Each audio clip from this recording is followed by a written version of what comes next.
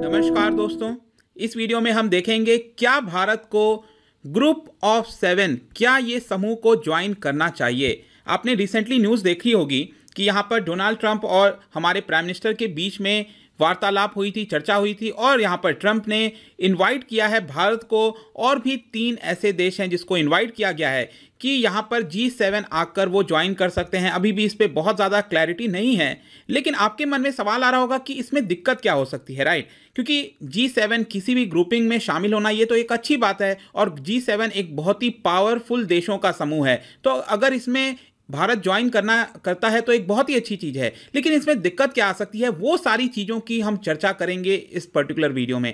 चलिए आगे बढ़ते हैं। मैं हूं अंकित अग्रवाल, और अपडेट के लिए आप मुझे फॉलो कर सकते हैं इंस्टाग्राम, फेसबुक और ट्विटर पर। मेरे लेक्चर की हर PDF आपको फेसबुक पर मिल जाएगी, प्लस साथ में आप मेरे टेलीग्राम चैनल ज्वाइन कर सकते हैं by searching Ankit Agarwal official. ध्यान रखिएगा, इसमें 30,000 से ज़्यादा सब्सक्राइबर्स हैं, यही वाला चैनल ज्वाइन करिएगा। और अगर आप UPSC की तैयारी कर रहे हैं तो आपके लिए सुनहरा मौका है। स्टडी IQ लाया है आपके लिए स्मार्ट कोर्सेज, जिसके थ्रू आप अपनी प्रिपरेशन और भी ज़्यादा अच्छे तरीके से कर सकते हैं। तो दोस्तों, ये जो पूरा वीडियो है, इसको समझने के लिए आपको सबसे पहले जो G7 है उसके बारे में अच्छे से समझना पड़ेगा। तो जैसा कि आप यहां पर देख सकते हो कि जो G7 है, ग्रुप ऑफ 7, इसको फॉर्म किया गया था बेसिकली यहां पर जो ग्लोबल इश्यूज हैं, ग्लोबल इंटरनेशनल प्रॉब्लम्स हैं, जैसे कि टेररिज्म हो गया, क्लाइमेट चेंज हो गया, फाइनेंसिंग हो गई, इस तरह की जो बड़े बड़े इश्यूज फेस किया जाता है दुनिया के द्वारा, इसको यहां पर सॉल्व करना। और लास्ट ईयर, पिछले साल आपको याद होगा कि अमेजॉन में यहां पर बहुत बड़ा आग लगा था, तो इसको देखते हुए भी यहां पर G7 में चर्चा की गई, उनके द्वारा कुछ फंडिंग की बात कही गई, लेकिन यहां पर ब्राजील ने उसको नकार दिया।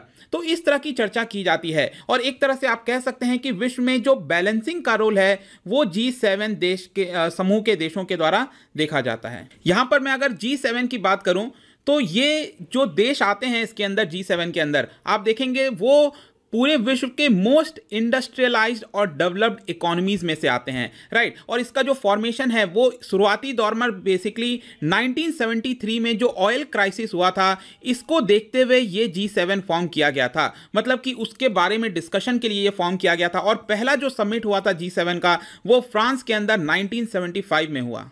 G7 के बारे में जैसे कि आप देख सकते हो कि यहां पर टोटल 7 कंट्रीज आते हैं।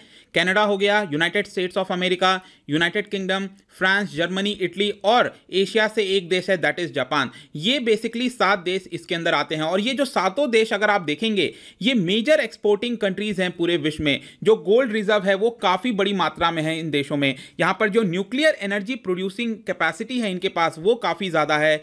UN के बजट में भी इनके द्वारा काफ़ी बड़ी फंडिंग की जाती है। और जब भी सालाना यहाँ पर मीटिंग होती है G7 की, वहाँ पर कई सारे ऑर्गेनाइजेशंस को, इंटरनेशनल ऑर्गेनाइजेशंस को बुलाया जाता है, इन्वाइट किया जाता है। जैसे कि पहले आप देख सकते हैं IMF को बुलाया जा चुका है, वर्ल्ड बैंक हो गया, United Nations, World Trading Organization, African Union, International Energy Agency, और अलग अलग देशों को भी यहाँ पर इन्वाइट किया जाता है। और इसीलिए लास्ट ईयर अगर आपको याद हो तो हमारे देश को भी यहाँ पर इन्वाइट किया गया था जब फ्रांस में यहाँ पर G7 की मीटिंग हुई थी, और अगस्त 2019 में हमारे प्राइम मिनिस्टर भी बियरेट्ज में, जो कि फ्रांस के अंदर है, यहाँ पर ये मीटिंग अटेंड करने गए थे। नेक्स्ट यहाँ पर अक्सर आप सुनते होंगे G7, G8 या फिर G6, क्या ये सेम है? देखिए दोस्तों, ये सारी चीजें सेम है। इनिशियली क्या हुआ था, G6 को जो फॉर्म किया गया था 1975 में, तो स्टार्टिंग में 6 मेंबर्स हुआ करते थे, Italy, Japan, France, Germany, UK और USA। आगे चलकर 1976 में कनाडा ने इसको ज्वाइन कर लिया, फिर ये G7 बन गया। फिर आगे चलकर रशिया ने भी 1998 में ज्वाइन कर लिया था, फिर ये G8 बन गया था। लेकिन 2014 में अगर आपको याद हो तो रशिया के द्वारा जो क्रीमिया है इसको एनेक्स कर दिया गया, जिसको देखते हुए यहां पर रशिया को G8 से निकाल दिया गया, और क्योंकि रशिया इससे चला गया इसकी वजह से ये वापस से G7 बन गया है। यहां पर मैं अगर आप देखिए तो जो G7 में 7th वेल्दिएस्ट यहां पर जो नेशंस हैं, एडवांस्ड इकोनॉमीज हैं, वो यहां पर आते हैं। मैं अक्सर इकोनॉमी में पर कैपिटा इनकम की बात करता रहता हूं, दैट इज कि जितनी भी GDP है उस देश की, उसको अगर आप पॉपुलेशन से डिवाइड कर देंगे तो पर कैपिटा आपकी GDP निकल आती है। तो ये सारे देशों को अगर आप देखेंगे तो उनकी पर कैपिटा GDP बाकी देशों के मुकाबले कहीं ज्यादा है, करीब $40,000 से भी ज्यादा यहां पर आपको उनकी पर कैपिटा GDP मिलेगी।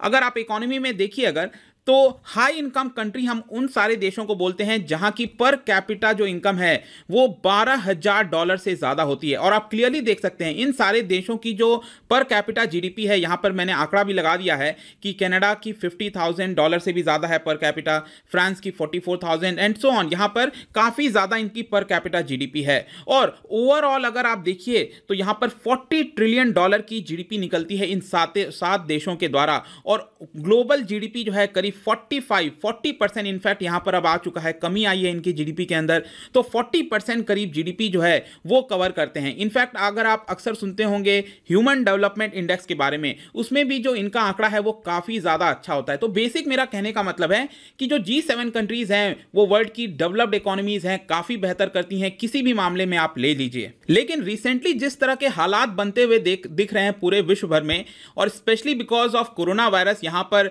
चाइना को साइडलाइन करने की कोशिश की जा रही है। इसी को देखते हुए यहां पर ये जो G7 की मीटिंग है इस बार यूएस के अंदर होने वाली थी, तो यहां पर इसको जो है पोस्टपोन कर दिया गया है सितंबर के लिए। अभी के लिए यहां पर मीटिंग नहीं की जाएगी, लेकिन यहां पर डोनाल्ड ट्रंप ने पोस्टपोन करते हुए G7 की मीटिंग को चाहा है कि भारत हो गया और भी 3 देश हैं, that is Russia, south Korea और ऑस्ट्रेलिया, इन तीनों को इनवाइट करने का निर्णय लिया है कि वो इस बार आकर इसमें ज्वाइन करें। लेकिन इसमें अभी भी उतना ज्यादा क्लैरिटी नहीं है कि क्या जो इन्विटेशन दिया गया है डोनाल्ड ट्रंप के द्वारा, क्या इसका मतलब यह हुआ कि ये परमानेंट चाहते हैं इन देशों को, जैसे कि इंडिया, रशिया, साउथ कोरिया और ऑस्ट्रेलिया, क्या ये 4 देश, क्या ट्रंप चाहते हैं कि यहां पर वो परमानेंटली इसका मेंबर बन जाए, या फिर जस्ट यहां पर एक बार के लिए टेम्पररी उनको बुलाया जा रहा है? इसके ऊपर अभी बहुत ज्यादा क्लैरिटी नहीं आई है। लेकिन यहां पर सवाल आता है कि अगर यहां सरकार को, भारत को मौका दिया जाता है G7 का मेंबर बनने के लिए, तो एक अच्छी बात होगी, नो डाउट। जैसा कि मैंने बताया कि इतना अच्छा ग्रुप है, इतना बड़ा ग्रुप है, इसको अगर भारत ज्वाइन करेगा तो जो भारत का स्टेचर है वो काफी बेहतर होगा, राइट? तो एक तो अच्छी बात हो गई, लेकिन यहां पर क्या ये भारत के इंटरेस्ट में होगा, क्या यह भारत के बेस्ट इंटरेस्ट में होगा, इसकी मैं अब यहां पर चर्चा करूंगा। देखिए यहां पर अगर G7 को अगर आप देखेंगे, इसकी जो इंपॉर्टेंस है वो लगातार पिछले कुछ समय से गिरती रही है। क्यों गिरती रही है? क्योंकि जिस तरह से पिछले 2 दशकों से भारत हो गया, चाइना हो गया, ब्राजील हो गया, इनका उदय हुआ है, जिस तरह से हम लोग आगे बढ़े हैं, इसकी वजह से यहां पर जो ओवरऑल जीडीपी में कंट्रीब्यूशन है यहां पर इन 7 देशों के द्वारा, वो 45% से गिरकर अब 40% रह गया है। लेकिन दूसरी तरफ अगर हम G20 की बात करें, जहां पर यूएस हो गया, भारत हो गया, जो विश्व के टॉप 20 ग्लोबल इकोनॉमीज हैं, कंट्रीज हैं, वो करीब पूरे विश्व का 80% जीडीपी कवर करते हैं। तो G20 अपने आप में एक बहुत बड़ी चीज है, और इसकी वजह से शायद, देखिए मैं कह रहा हूं मे बी, मैं श्योरिटी से नहीं कह रहा हूं, मे बी हो सकता है भारत के लिए ये बेस्ट इंटरेस्ट में ना हो। क्यों ना हो? देखिए अब एक एक करके यहां पर समझते हैं। जैसा कि मैंने बताया, G7 बहुत डेवलप्ड देशों का समूह है, यहां पर जो पर कैपिटा इनकम है वो बहुत ज्यादा होता है। जैसे कि इटली के लिए यहां पर $34,000 का पर कैपिटा इनकम है, यूएस का पर कैपिटा इनकम ऑलरेडी $63,000 से भी ज्यादा चला गया है। लेकिन अगर आप भारत का पर कैपिटा इनकम देखेंगे, ये कहां पर है? ये जस्ट अराउंड $2,200 या फिर $2,300 के आसपास है, बहुत कम है। और इसकी वजह से जो भारत है वो लोअर मिडिल इनकम कंट्रीज के अंदर आता है। और इसकी वजह से ये ना हो कि जो यूएस के ट्रैप के अंदर हम फंस जाएं, क्योंकि यहां पर ध्यान दीजिएगा कि पिछले कुछ टाइम से यहां पर डोनाल्ड ट्रंप चाहते हैं कि भारत को जो डेवलपिंग कंट्री का टैग दिया गया है, वो भारत का टैग ये छीनना चाहते हैं। मैं आपको बताऊंगा इसका रीजन क्या है, लेकिन भारत को जो डेवलपिंग कंट्री का टैग है वो नहीं चाहता कि यूएस यहां पर भारत को ये मिले। इनफैक्ट यहां पर भारत के दौरे पर आए थे, याद होगा आपको, फरवरी के महीने में डोनाल्ड ट्रंप, और जस्ट आने के पहले यूएस ने जो टैग दिया जाता है भारत को डेवलपिंग कंट्री का, वो रिमूव कर दिया था। अगर आपको याद हो तो आपने अक्सर सुना होगा जीएसपी के बारे में, जनरलाइज सिस्टम ऑफ प्रेफरेंसेस। इसके थ्रू बेसिकली क्या होता था कि भारत जो भी गुड्स एक्सपोर्ट करता है यूएस के अंदर, वहां पर बहुत ज्यादा यहां पे टैरिफ नहीं लगाया जाता था यूएस के द्वारा, जिसके थ्रू यहां पर भारत आराम से अपने गुड्स को एक्सपोर्ट कर देता था, क्योंकि भारत को डेवलपिंग कंट्री का टैग मिला हुआ था। लेकिन क्योंकि यहां पर यूएस ने जो डेवलपिंग कंट्री का टैग है वो को भारत से हटा लिया, तो यहां पर जो टैरिफ है वो ज्यादा देना पड़ेगा यूएस में एंटर करने से पहले, जिसकी वजह से यहां पर जो हम एक्सपोर्ट कर पाते थे यूएस के अंदर वो उतना तेजी से नहीं कर पाएंगे। और यहां पर डोनाल्ड ट्रंप का कहना है कि भारत का जो हिस्सा है ग्लोबल ट्रेड में वो 0.5% से ज्यादा है, हम जो एक्सपोर्ट करते हैं वो 1.6% से ज्यादा है, इंपोर्ट करते हैं 2.57% से ज्यादा है, हम G20 का हिस्सा हैं, तो भारत को यहां पर डेवलपिंग कंट्री का टैग नहीं देना चाहिए, ऐसा ट्रंप साहब का इल्जाम था। और इसी की वजह से अगर आप देखेंगे तो काफी ज्यादा एक्सपेक्टेशन था कि जब ट्रंप यहां पर भारत आएंगे, जो फरवरी के महीने में आए हैं, तो यहां पर भारत और अमेरिका के बीच में एक ट्रेड डील साइन हो सकता है। लेकिन जिस तरह से यूएस ने भारत का जो डेवलपिंग कंट्री का टैग है वो छीन लिया, इसकी वजह से कहीं ना कहीं जो ये ट्रेड डील होनी थी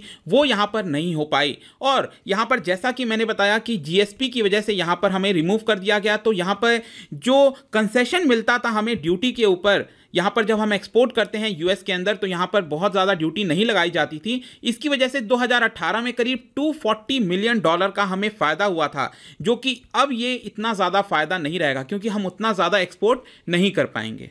नेक्स्ट यहां पर अगर G20 के मैं बारे में बात करूं तो ये एक तरह का पॉलिटिकल एजेंडा वाला टाइप का ग्रुप बनकर रह गया है। अगर आप इसको कंपेयर करिए G20 के हिसाब से, तो G20 में ज्यादातर जो इकोनॉमिक के बारे में चर्चा है वो होती है, लेकिन G7 में अगर आप देखेंगे तो यहां पर पॉलिटिकल इश्यूज को लेकर काफी ज्यादा चर्चा होती है। जैसे कि अभी प्रेजेंट का अगर आप एग्जांपल लीजिए तो आप सबको पता है कि इस समय पूरा विश्व जो है वो चाइना के खिलाफ है, तो एक तरह से ऑलरेडी चाइना और यूएस के बीच में इतना ज्यादा तनाव बन रहा था, इसकी वजह से यहां पर चाइना को सबक सिखाने के लिए एक तरह से आप कह सकते हो कि यहां पर जो 4 देश हैं उनको इनवाइट किया जा रहा है G7 के अंदर, ताकि यहां पर चाइना के खिलाफ कोई एक्शन लिया जा सके। लेकिन ध्यान रखिएगा, ये तो अभी का हम प्रेजेंट सिचुएशन में कह रहे हैं, हो सकता है कल के लिए एक बार हमने यहां पर इंटरनेशनल लेवल पर अलग अलग इश्यूज पर बयान देना स्टार्ट कर दिया तो हमारे देश के डोमेस्टिक जो पॉलिटिक्स है, भारत की डोमेस्टिक पॉलिटिक्स है, जैसे कि कश्मीर का इशू हो गया, हमारे देश के अंदर जो माइनॉरिटीज और इस तरह की चीजें, इसके बारे में भी बहुत तेजी से चर्चा होने लगेगी।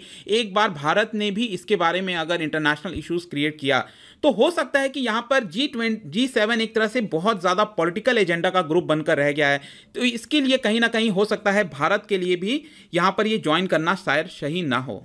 और लास्ट में यहां पर एक तरह से ये जो ऑफर है भारत के लिए G7 में ज्वाइन करने का, कहीं ना कहीं ये एक रिडंडेंट ऑफर बनकर रह गया है, क्योंकि अगर आप देखिए भारत और यूएस ऑलरेडी G20 के अंदर शामिल है, जो कि एक अपने आप में मोर रिप्रेजेंटेटिव क्लब है। क्योंकि अगर आप देखिए ट्रंप का खुद का बयान था कि जो G7 है वो ऑब्सोलीट हो चुका है, आउटडेटेड हो चुका है, तो जब खुद ट्रंप ऐसा कह रहे हैं तो भारत का उसमें ज्वाइन करने से क्या ऐसा फायदा हो जाएगा, राइट। तो G7 at the current juncture is a house divided. यहां पर अपने आप में G7 के अंदर अगर आप देखेंगे तो देशों के बीच में ऑलरेडी बंटवारा हो चुका है, क्योंकि आपको पता है कि यूएस में डोनाल्ड ट्रंप काफी ज्यादा ट्रेड वॉर और इस तरह की चीजें, पेनल्टी के बारे में बात कर रहे हैं। तो जो यूएस है वो ऑलरेडी यहां पर जो बाकी 6 देश हैं जैसे कि यूके हो गया, कनाडा, जर्मनी, इटली, फ्रांस और जापान, इनके अगेंस्ट ऑलरेडी यहां पर कई सारी चर्चा चल रही है। तो अपने आप में G7 के अंदर ऑलरेडी यहां पर जो दरारें हैं वो ऑलरेडी पैदा हो चुकी हैं। तो क्या यहां पर G7 में यहां पर इंडिया ज्वाइन करने से फायदा मिलेगा, ये मैं क्वेश्चन पूछ रहा हूं, मैं ये नहीं कह रहा हूं, मैं जजमेंट नहीं दे रहा हूं दोस्तों, याद रखिएगा। यहां पर हम दूसरा साइड ऑफ द पिक्चर देखने की कोशिश कर रहे हैं। और एक और इंपॉर्टेंट चीज, यहां पर जो डोनाल्ड ट्रंप ने यहां पर इन्विटेशन दी है 4 देशों को G7 ज्वाइन करने के लिए, इसको देखते हुए यहां पर यूरोपियन यूनियन ने यह कहा है कि क्या उनके पास ये पावर है भी कि नहीं है। डोनाल्ड ट्रंप साहब तो कुछ भी कह देते हैं यहां पर ट्वीट पे और प्रेस कॉन्फ्रेंस पे, लेकिन क्या ये एक्चुअल में पावर है कि नहीं। क्योंकि मैंने क्या बताया था, G7 उन देशों का समूह है जो कि वेल डेवलप्ड नेशंस हैं। तो यहां पर ब्राजील हो गया, इंडिया हो गया, ये ऑलरेडी अभी डेवलपिंग कंट्रीज हैं। तो क्या ये G7 में शामिल हो पाएंगे? क्या ये ट्रंप के पास अकेले में पावर है कि सबके साथ सहमति के साथ ये होना पड़ेगा? ये भी एक बहुत बड़ा क्वेश्चन है। तो लास्ट में मेरा यही कहना है कि एक अच्छी बात है कि G7 जैसे देशों में अगर भारत ज्वाइन करता है तो भारत का स्ट्रेचर बढ़ेगा, लेकिन यहां पर बाकी सारी चीजों को भी हमें शामिल करना चाहिए। आई होप कि ये सारी जो डिस्कशन है वो आपके एग्जामिनेशन पॉइंट ऑफ व्यू से आपकी जो थॉट प्रोसेस है उसको और ब्रॉड करने में मदद करेगी। मेरा यही मकसद था इस पूरे वीडियो को बनाने का। आई होप कि ये वीडियो आपको पसंद आया हो। मेरा ऑलरेडी कोर्स लॉन्च हो चुका है 1000 MCQ इकोनॉमी का, आप जाकर परचेज कर सकते हैं। Daily UPSC MCQ course already launch हो चुका है। यहाँ पर किसी भी डाउट के लिए आप उनसे डायरेक्टली इंस्टाग्राम पर जुड़िए, यहाँ पर भी मैं एक MCQ डालता हूँ, आप जाकर प्ले कर सकते हैं। मिलता हूँ आपसे next time, till then thank you very much, see you soon.